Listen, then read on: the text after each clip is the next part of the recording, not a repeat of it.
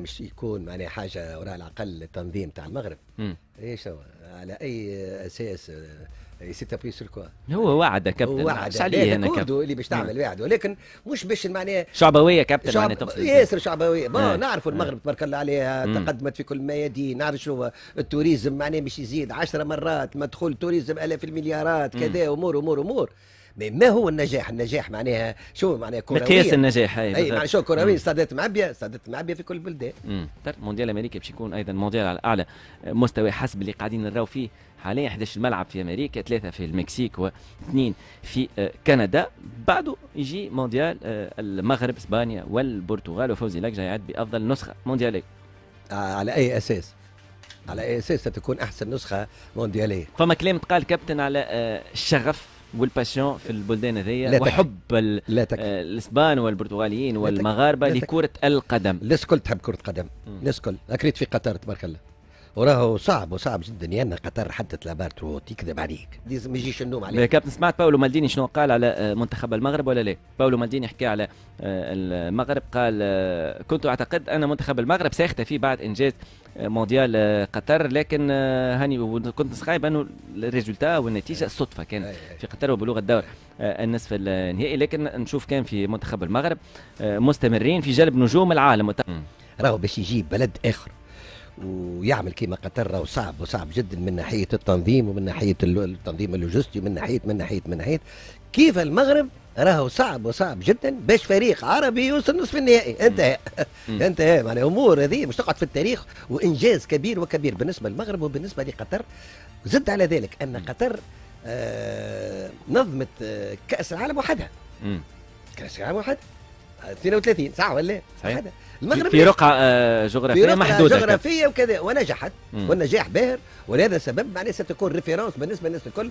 ونعرفوا شو اللي صار في قطر، وبناوا مدن وكذا، امور بنية تحتية معناها من اعلى مستوى. دونك معناها سيد لكم نبيسيما والله احنا مش نكونوا احسن. شكون قال لك باش نكون احسن؟ الملاعب كابتن اللي سيتم تشييدها في المغرب ملاعب على اعلى مستوى. تشوف في سانتياغو برنابيو، تشوف في الكامب نو ايضا التغييرات والتحسينات. هذا كله ما يظهرش خالد انه الثلاثه بلدان هذوما عندهم امكانيات لتنظيم مونديال استثنائي عام 2030؟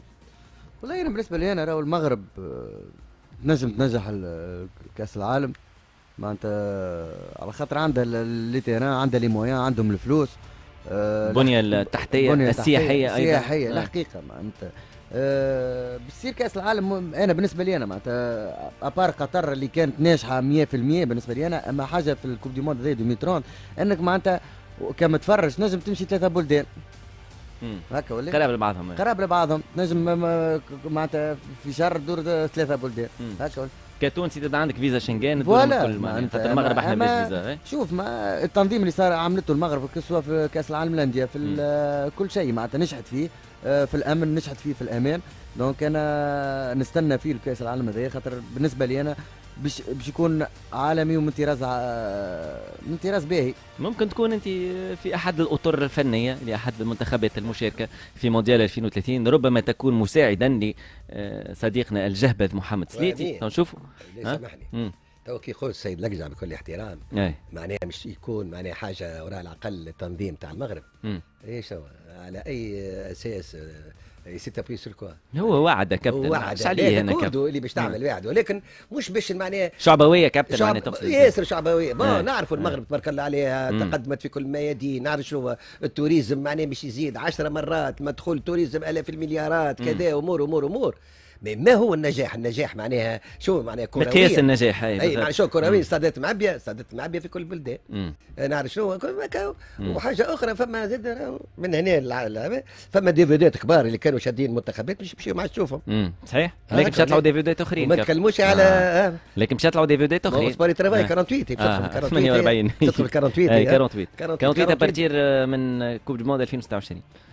معناها هي مش تدخل في طبعا 48 منتخب يشاركون في مونديال. كان هذا مش اكثر كابتن ما تعرفش عليه 250 كما الليسته تاع القادم. نجم حتى ما يجيش النوم عليه. كابتن سمعت باولو مالديني شنو قال على منتخب المغرب ولا لا؟ باولو مالديني حكى على المغرب، قال كنت اعتقد ان منتخب المغرب سيختفي بعد انجاز مونديال قطر، لكن هاني كنت صخايب انه الريزولتا والنتيجه صدفه كان في قطر وبلوغ الدور النصف النهائي. لكن نشوف كان في منتخب المغرب مستمرين في جلب نجوم العالم وتقويه خطوطهم، يحكي على طبعا على استقطاب ابراهيم دياز وافتكاكه من المنتخب الاسباني. حكى ايضا لا ما فماش افتكاك. شنو كابتن فماش افتكاك؟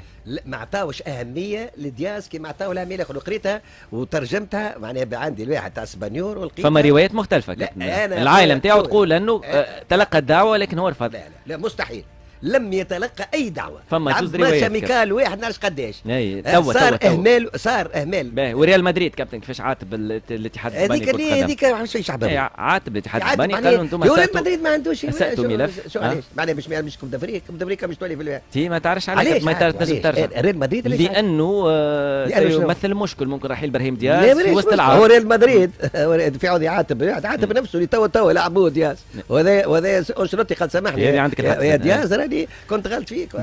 قال مالديني ايضا حكي على جانب مهم جدا في كاس العالم، قال على الحضور الاسري والوالدين في مباريات منتخب المغرب. قال هزيت التليفون كلمت بيرلو قال كيفاش ما خممتش في النقطه هذه، ما استدعيتش عائلتي وقتها بيشوفوا الماتش الاخر نتاعي، بيشوفوا مبارياتي مع المنتخب الايطالي مع ميلان. طبعا ثمن دور الاسره في حياه لاعب كره قدم. هذا شنو قال باولو مالديني 52 في اطار تعميم لعبه كره القدم ومشاركه اكثر عدد ممكن من المنتخبات واكثر عدد من المباريات والاهداف لاغراض تجاريه. شوف على توليمير ما نعرفش انفانتينو كيفاش يخمم كابتن، لكن هو هذاك التوجه نتاع انفانتينو. قريت كيفاش الكره هيك الفلوس شوهت الكره شوهتها. انت كابتن الفلوس ونساو الكره كيف هات الفلوس. انت كابتن ما سمعتش ارسين فينغير شنو اقتراحاته لتطوير لعبه كره القدم ولا؟ ارسين فينغير يشجع على الكارت الازرق. قال لك التوش يتلعب بالساق ما عادش باليد لتسريع اللعبه 2 فوا 30 ما عادش 2 فوا 45 60 دقيقه فقط. المباراه تغيير لائحه قوانين التسلل كما حكينا عليه المره اللي فاتت. معناها التسلل يصبح المهاجم عنده اسبقيه كبيره على المدافع. هذا كله عليه عقدوا في لعبه احسن لعبه في العالم. تسجيل اهداف عليه عقدوا فيها عليه. تو انت يا فانجير شو 30 دقيقه و60 وحكايه ودي خليك كما كانت يزيد انت في الجول رجعوا 10 متر هون تولي 4 متر. لا كابتن 30 دقيقه راه معناتها ما عادش ترى الاهداف. ايش قلت لك ما عادش ترى الاهداف. شكون مش معسرة في تونس ما تشوفش باس مش دو باس الكره كل في تونس. 30 دقيقه في تونس القام لاعبين 5 دقائق. لعب شوالي اكثر سرعه. لا سرعه سي با سا يا اخي اللاعب مش اكثر سرعه. تو انت موريت الجماعه هذه مباريات تاع مانشستر والاخرى وليفربول والاخرى يا اخي ذيك من السرعه خويا. كابتن كي تولي تعطي توش بالساق وما فماش رجوع في التوش راهو اكثر بطوات. اسمع شو هي ما بالساق راهو اسيست. شو هذوما شوهوها. والفار راهي ماهيش حكايه تطور كره قدم ولا مش نقول لك الفار راهو اليوم صاير في فرنسا ليكيب 2 باج ولا اون باج على مشكله التحكيم في انجلترا. مشكله الاربيتراج ارفوار حاجات الفار في المانيا الفار في انجلترا مشاكل عديده صح كابتن. دونك راهي هذه الكل راهي امور تجاريه. ما بالك بتونس كابتن انه الفار تكوين الفار فيه وعليه التكنولوجيا. دونك تشري الواحد يشري ينحيوا الفار ونحيوا الدنيا خليك يقبل. نرجعوا كما قبل نرجعوا الى كره القدم. مجهود جبار ومجهود كبير للحكام من غير فار كابتن. الحكم هو جزء من اللعبه، جزء لا يتجزأ من اللعبه. اذا اخطا خطا بشري كابتن. قال واحد انجليزي ايش قال عمل لي تيود على الفار في الاخر بكل قال راهو تحبوا تردوا من اللعبه هذه مثاليه عمرها ما تكون مثاليه زي ما فيها اخطاء. اللعبه هذه بنتها هي الاخطاء على كره القدم.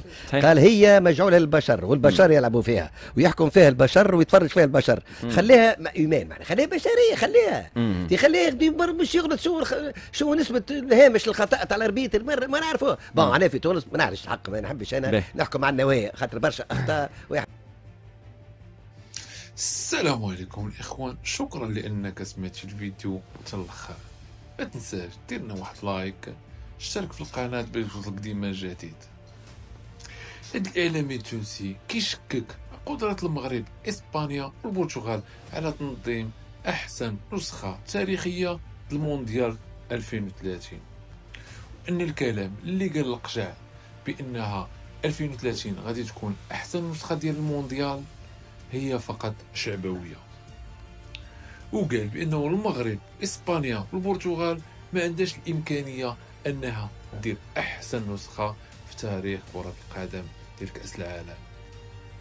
وقال انه صعيب على اي بلد انه يوصل في التنظيم لداك الشيء اللي وصلت ليه قطر وداك الشيء اللي دارت ليه قطر في 2022. وندوزو التصريحات ديال مالديني اللي قال بانه كان كيعتقد ان المنتخب المغربي ما غاديش تعاود تسمع عليه من بعد التألق ديالو في كأس العالم قطر 2022. لكنه لاحظ ان المنتخب المغربي مازال كيستقطب النجوم على غرار ابراهيم دياز وعدة لاعبين اللي متألقين وشباب اكبر الدوريات الاوروبيه.